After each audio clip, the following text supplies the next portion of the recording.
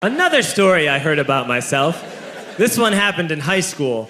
We had this teacher in high school whose kid went to our high school. His name was Mr. McNamara, and his son Jake McNamara went to our high school. He was a sophomore when I was a senior, so he was 2 years behind me.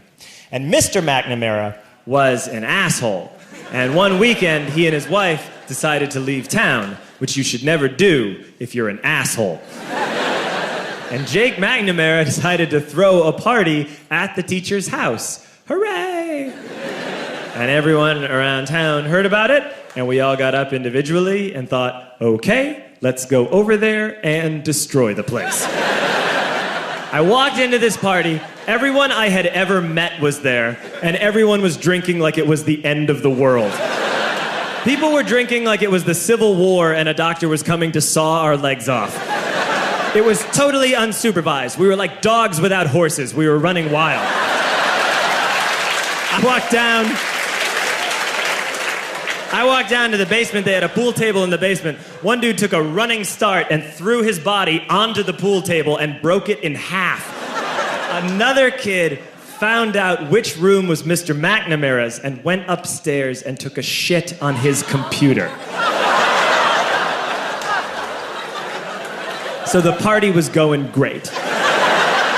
I'm standing in the basement and I'm holding a red cup. You've seen movies. And I'm standing there and I'm holding a red cup and I'm starting to black out. And I guess someone said like, something police.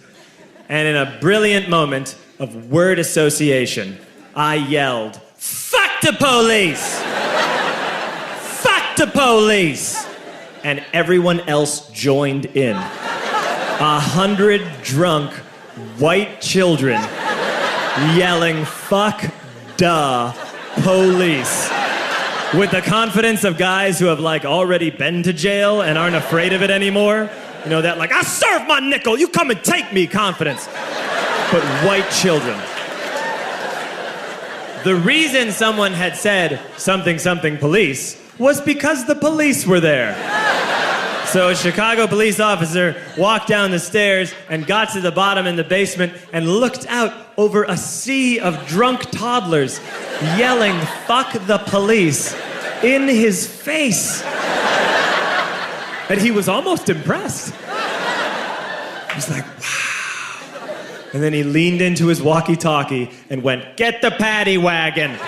And my friend John, who is now a father, this man now has a baby, he grabbed a 40, smashed it on the ground, and yelled, scatter! And everyone ran in a different direction. We all ran in different directions. It was like that scene in Ratatouille when the humans come in the kitchen and all the rats go in different ways. We all ran in different directions. I ran into the laundry room and I jumped up on the washing machine and I crawled out through a window into the backyard, and now I'm running through the backyard and there was this big chain link fence and I thought, I've never climbed a fence that high before. And then I woke up at home.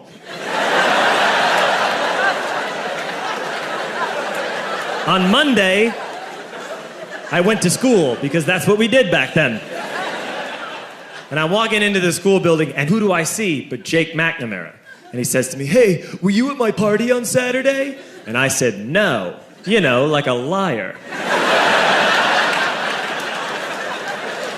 And he said things got really out of hand. Someone broke the pool table. Someone took a shit on my dad's computer. But the worst thing, he says, the worst thing is that someone stole these old antique photos of my grandmother, and my parents are freaking out about it. And I had that thought that only blackout drunks and Steve Urkel can have.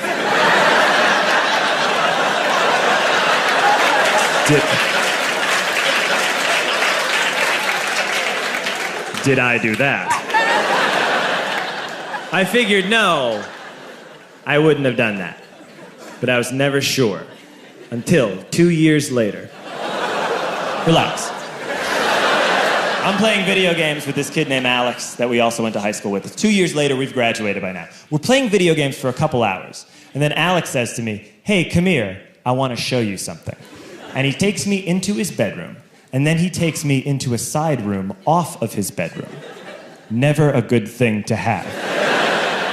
And he shows me a tiny room that is covered wall to wall in stolen antique photos from different people's parties over the years.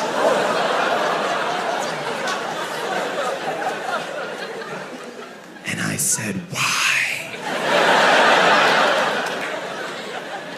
Why do you do this? And Alex said, because it's the one thing you can't replace.